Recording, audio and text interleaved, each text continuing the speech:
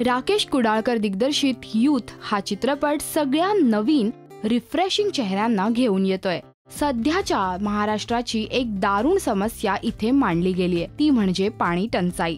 क्रमांक 1, नवीन चेहरे हा या चित्रपटाचा एक्स फॅक्टर आहे, ज्यामुळे चित्रपट नक्कीच तरुणाईला आकर्षित करतोय। परंतु हे चेहरे निव्वळ देखावे नसून अभिनयातही चांगले आहेत हे विशेष। त्यामुळे चित्रपटाच्या विषयाला न्याय मिळण्यास मदत झाली आहे। कलाकार कथेतला बोध लोकांपर्यंत नक्की पोहोचवतात।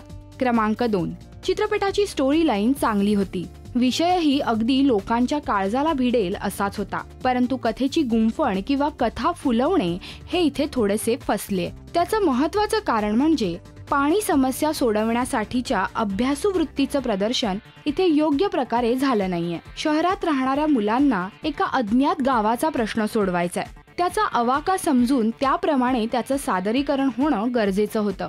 अगदीच उथळ असं सादरीकरण झालं आहे।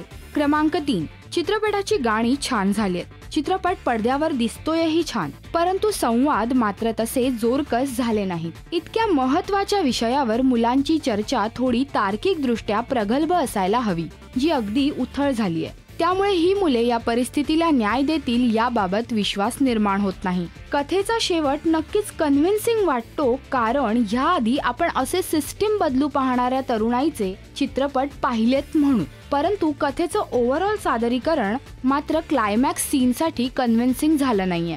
क्रमांक 4, एक चांगला विषय आणि त्याची सध्याची गरज लक्षात घेता हा चित्रपट नक्कीच लोकांमध्ये उत्सुकता निर्माण करतो। आजची तरुणाई इतकी हळवी होऊन विचार करते हेही मनाला पटतं आणि कौतुकास्पद वाटतं, परंतु तापलेली तरुणाई पाहण्यात काही नाविन्य उरलेलं नाही। शिवाय पाणी प्रश्नांवर सध्या उपाय शोधणारे कार्यकर्ते महाराष्ट्रात असल्यामुळे आपल्या अपेक्षाही जरा दुणावतात, ज्या अपेक्षा ह्या चित्रपटात पूर्ण होत नाहीयेत। क्रमांक 5, एका उत्तम विषयाची उथळ हाताळणी म्हणायला हरकत नाही, परंतु विषयामागे घेतलेली मेहनत नक्कीच कौतुकास्पद आहे। शूटिंगसाठी घेतलेली मेहनत इथे दिसते। मी या चित्रपटाला देते 2.5 स्टार्स, पण तुम्ही नक्की थिएटर्समध्ये जा आणि हा चित्रपट नक्की पहा आणि तुमचे रिव्ह्यूज या व्हिडिओच्या कमेंट सेक्शनमध्ये लिहायला विसरू नका। हाय, मी Neha Mahajan. Do subscribe to Rajshri Marathi.